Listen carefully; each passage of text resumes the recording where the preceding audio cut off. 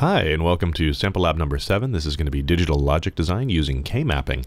So, specifically, the logic that we're doing is from a 4-bit binary number, which is guaranteed to be in the range of 2 to 13, which means we're not going to have all zeros, we're not going to have 1, we're not going to have 14 or 15. And what we want to do is output a 1 if and only if the input number is prime. Okay, so this first task that we're going to do is K-mapping or Karnaugh mapping to produce a minimum sum of products or product of sums implementation for this logic. Then we're going to be converting it to an implementation of this logic using only 2 input NAND gates.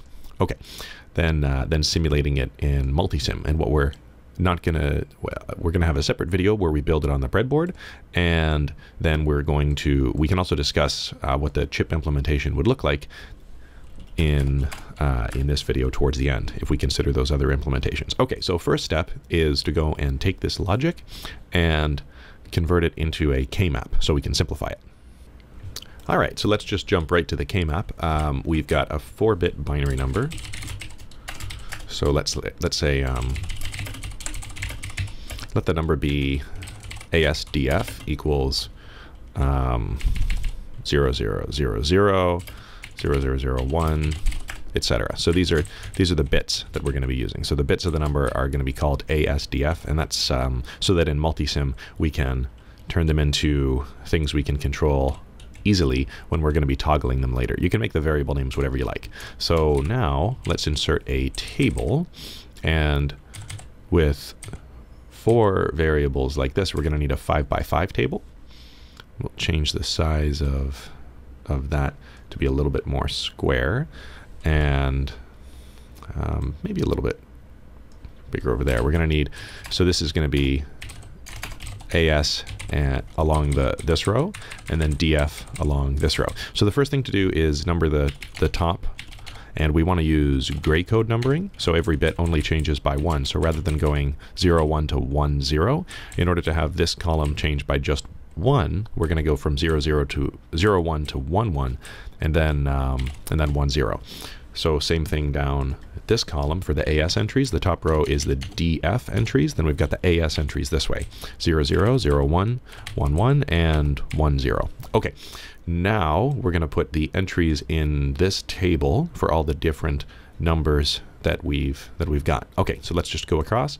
This entry corresponds to ASDF being 0000, which is the entry 0, and that number is not supposed to happen. So we're going to put a big X there for don't care, meaning we don't care what the output is if that's the set of inputs, because that set of inputs can't happen.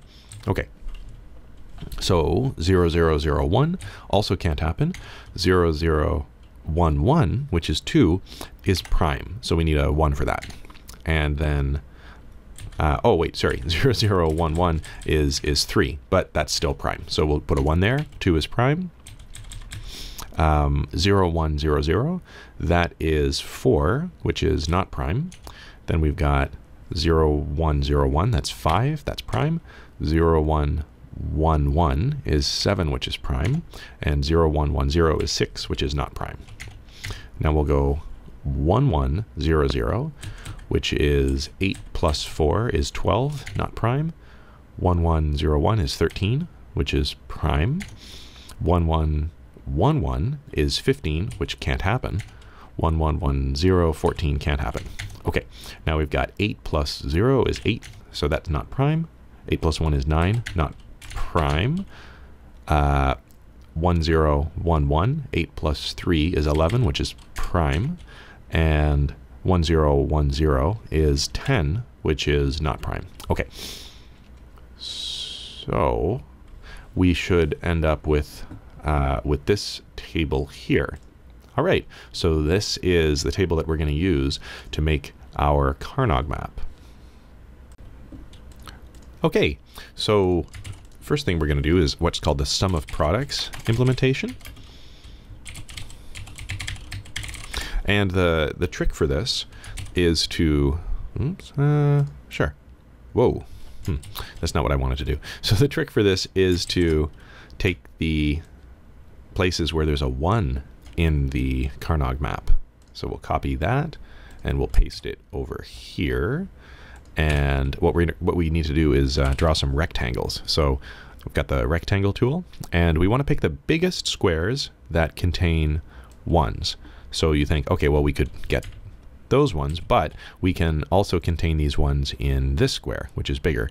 The biggest square we can get that contains this one down here would be one like that, and the biggest square that contains this one over there would be one that's like that. So those are the best rectangles that we can get that have a power of 2 as the number of elements. So you might be thinking, oh, wait a minute, we could get a rectangle like that, which is a little bigger. Yeah, but that doesn't have the right number of elements. So it has 6 instead of a power of 2. So the other ones you can have 1, 2, 4, 8, 16, 32, etc. number of things in your rectangles. Great. So now we'll see what this does. This is basically a graphical technique in order to write out the implementation. So now let's see. We've got this this square along the top. We can get a 1 for all of those, treating the don't care conditions as a 1. That's why we're able to sort of expand this rather than just use these ones. If we were to just use these ones over here, that would mean A has to be 0, S has to be 0, and D has to be a 1. So that would be that entry in the sum of products, that product entry. However, we've also noticed that we can by sort of expanding this rectangle here, by using the entire top row, the only thing in common for all 4 of those entries is that A and S are both 0. So that's the top row. And then we're going to add that to this entry here. So this square, what's in common for all of this? We've got the F has to be a 1, D can be anything, and the S has to be a 1, and A can be anything. So this is SF. And then we've got this entry here, which is D and F both 1. So there we go. That is our minimum sum of products implementation. If you want, you can check out some different entries for this. So suppose you've got 0, 0, 1, 0, which is 2. That should give us a prime, and that would be 0, 0. Okay, so that goes prime because of this entry. And another thing you can notice is that that was also contained in this other rectangle. So that would also go, that would also be implemented from, oh wait, sorry, that's this one right here, 2. 0, 0, 1, 0 is this entry. 0, 0, 0, 1 is this entry right here, which is only contained in this rectangle. 0, 1, 1, 1, 7, say, is located over here, which should be in the final 2 rectangles. So 0, 1, 1, 1, this is going to be false, but this one and this one are going to be true. Okay, so that's how the Kmap works to develop the minimum sum of products implementation. Now, if instead of a lot of 1s, you have a lot of 0s, then it's more convenient to do the POS, or product of sums implementation.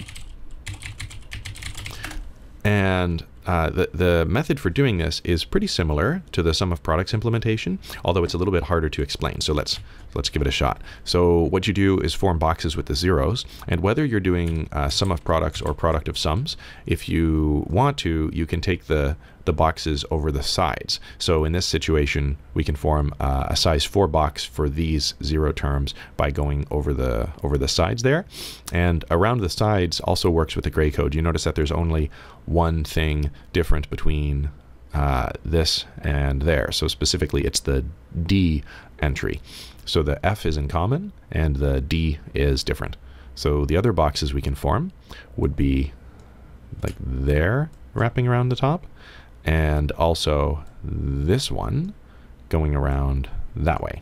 Okay, so even though it is sort of spread out, we've got, this is trying to indicate that we've got 3 different size 4 boxes once again. Okay, so we'll put that back in. And now we'll think about the implementation that we get from that.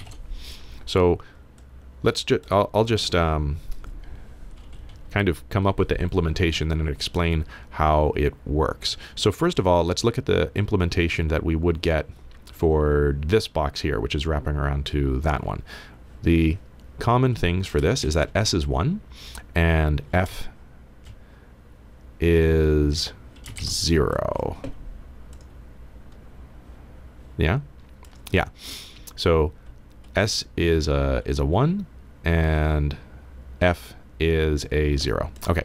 So we want S and not F. Right. And so the problem is that this is the set of entries where we would get, so if S is true and F is false, then this whole thing is going to evaluate to true.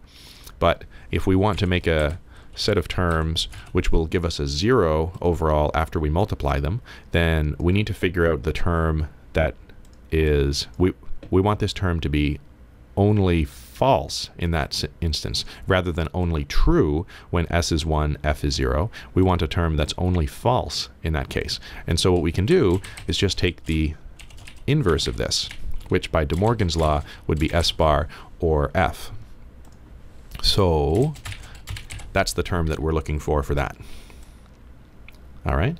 So a way to get that directly is to think about using a sum term with the things that are in common. So we have S as a 1 in common, but we're going to do the opposite of it. So you use S bar since we're forming the term for the zeros in the POS implementation. And we have F as a 0 in common, so we'd say not that.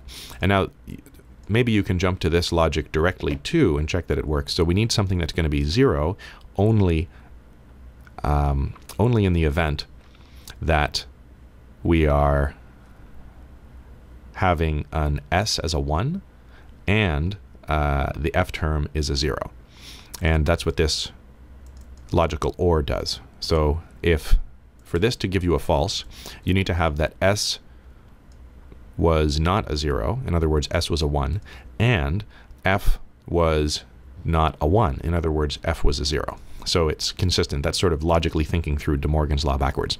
Okay, let's try to jump right to that for the other terms. So for this box here, what's in common with those elements? So we've got left to right, we have that D has to be a 0. So we're going to put a D as a 1 in there. And bottom to top there, we've got that S has to be a 0. So we're going to put an S as a 1 in there.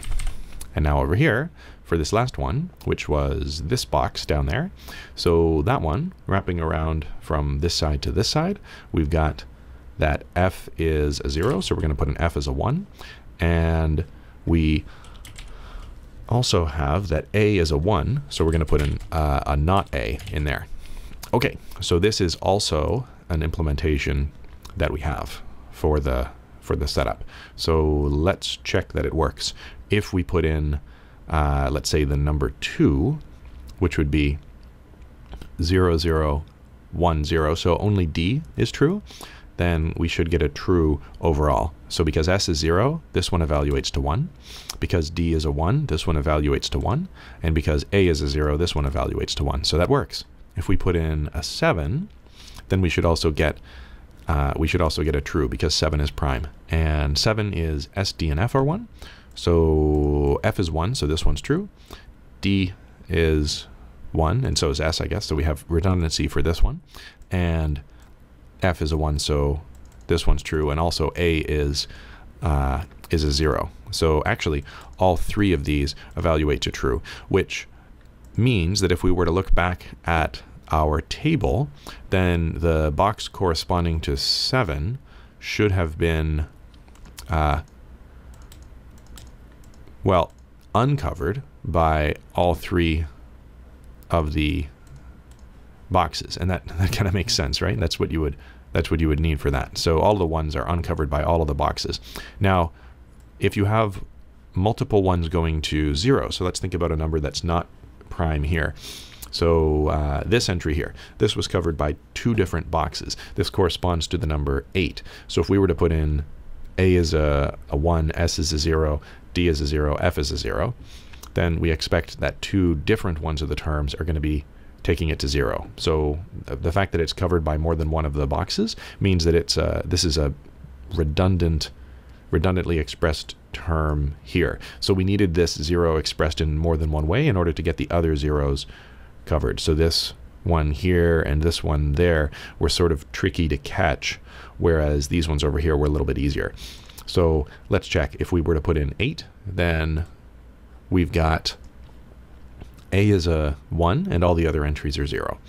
So this term is evaluating to a 1 because S is a 0. But this term evaluates to 0, and so does this one. So there's the 2 entries giving us a 0 as promised. All right, so that's how you get the product of sums implementation. Okay, so the next step was to convert it to an implementation of the logic using only 2 input NAND gates. And the reason for that is that in the lab, what we're going to be doing is building this using the 74HC00 series, and that is a chip that has 4 2-input NAND gates. So because of that, we've got to convert the logic to an answer that uses just those NAND gates. So right now, the way that it's expressed directly, we're going to need 2 inverters. So we need to invert A, invert S, and then we need to AND those 2, and those 2, and those 2. So far that's 2 inverters, 3 2-input AND gates, and then a 3-input OR gate, which you could replace with 2 2-input OR gates by sort of ORing these 2 and then ORing the result of that with this one. So that's, let's see, 2 NOT gates, 3 AND gates. Direct implementation is 2 NOT gates, 3 AND gates, and maybe we'll put those in caps to distinguish them. 2 NOT gates, 3 AND gates. This AND was sort of confusing with that one. And 2 input OR gates. So we'll say 3 2-input AND gates and 2 2-input OR gates,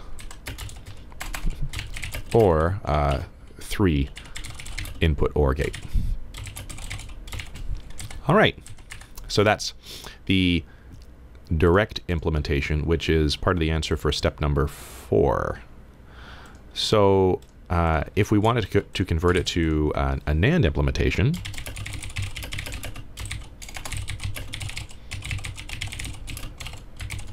we need to use some De Morgan's law here and factor it. So the first thing we might do, let's factor, let's see. So we can factor this OR implementation at the beginning. So we'll say that that is, actually, I think we can, yeah, let's do that. So we'll say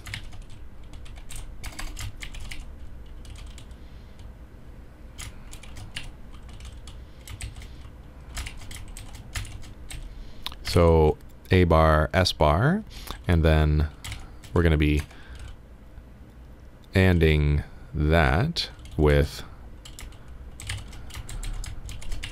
SF bar. So what we've done here is we've turned an OR into a NAND of the inverse of each of the terms.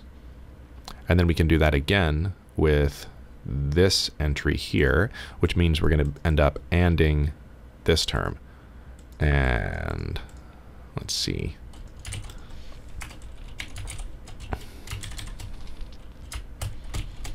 So that means we'll get that, and this one's going to get inverted again, and then we'll have overall a NAND for that. Okay, so what we're doing here is we are NANDing A bar and S bar. So we're going to have to invert them first and then NAND them. And then we're going to NAND S and F together. And we're going to NAND D and F together. And we need to AND these two, which means NAND them and then invert that. And then NAND the result. So let's see.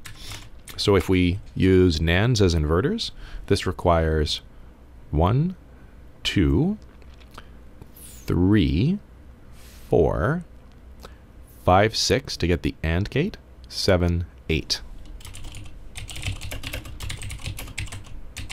So it requires 8 NAND gates total.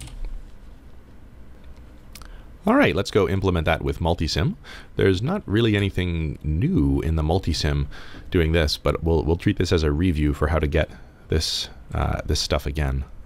So what we do is we click on the CMOS button here to bring up the direct set, and we'll use 74 HC 6 volts. NAND is the very first one. We'll get 2, 3, 4, 5, 6, 7, 8, the 8 gates that we needed. What else are we going to need? We're going to need some digital inputs. So let's see, where were those? In the power supply, digital source, interactive digital constant, best one. And that's that. We can copy that. We're going to need a basic, so we'll need a resistor. We'll take our 1Ks. We'll need an LED. So that's over in diodes here. LED, and let's use red again. Connect that right up to the resistor. And we will also need a ground. So we'll go over to the power supply, power sources, and grounds over there. Okay. Whoops. Oh. Virtual connection. Okay. Sounds good. Not sure what that was. Oh, is this because we used a different ground than usual? I wonder what happens if we... Oh, that was D ground maybe? Ah, maybe that's what happened. Okay, so there we go. Now when we put this LED here for the 6 volts driving of these gates, so the 6 volt means that this is going to simulate how this particular chip would behave if you give it 6 volts. These logic circuits are designed to work at a number of different voltages up to about 6, and the amount of voltage that they'll put out, and therefore and also the amount of current that they're able to put out, depends in kind of a complicated way. You should check the data sheet on how the voltage that you're driving them with. So it's not necessarily enough to drive a basic LED unless we tell Multisim to indicate that the LED is on with a 3 milliamp of current rather than the default of 5. That would depend on what resistor that you use. If you find your LED is really bright, it's probably the case that you didn't check that your resistor was actually a 1K. Okay, so we could get multiple indicators there if we needed. We've got our digital input here. We'll get an A for that one, and let's copy that a number of different times. So this one's going to be S, D, and F. Okay. So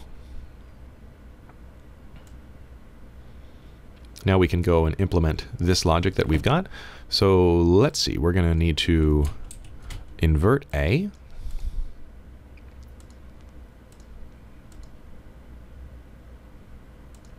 Do that.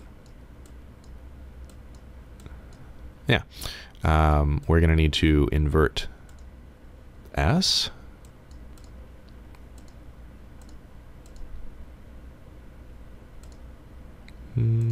Sure. We're going to need S and F NANDed together.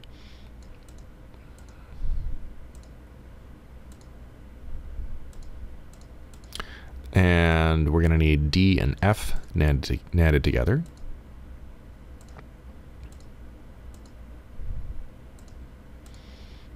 All right. Then we're going to need to take the A and S that we inverted and NAND those. And then we need to AND those two things together. So we'll take this and this there. Then we'll invert the result to get an AND overall. And then we just NAND the final result of that.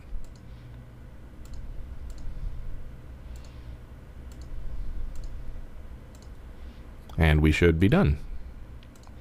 Okay, so let's check if it works. So 0, 0, 1, 0 is prime. So that's 2. 3 is prime. 4 is not. 5 is prime. 6 is not. 7 is prime. Looks good so far. 8 is not prime. 9 is not prime. 10 is not prime, but 11 is. 12 is not. And 13 is. Great, we did it. Logic reproduced. Okay, so if you wanted to, you could have rearranged the product of sums implementation too, to try and convert that into NAND logic. Let's give that a shot. NAND logic. So that's now we're going to need some way to rearrange these internal ORs. So what we can do is, again, a double De Morgan's law for each of them, and that'll give S F bar, and that's ANDed with D bar S bar, and that is ANDed with F bar A. Okay. So now we've got these two ANDed together, and that whole thing ANDed with the result over there. All right, so this is the whole thing converted to NAND as well. So let's check how many gates this requires. So this requires 1 for the F inverse that we're going to need, 1 for the S inverse, and 1 for the D inverse. Even though there's 2 F inverses, we can just use the signal from one of them to go to the other one. So that's 3 NANDs for initial inverting, plus, let's see how many more. We're going to need to NAND this, NAND that, NAND that. That's 3 for those NANDs, plus 3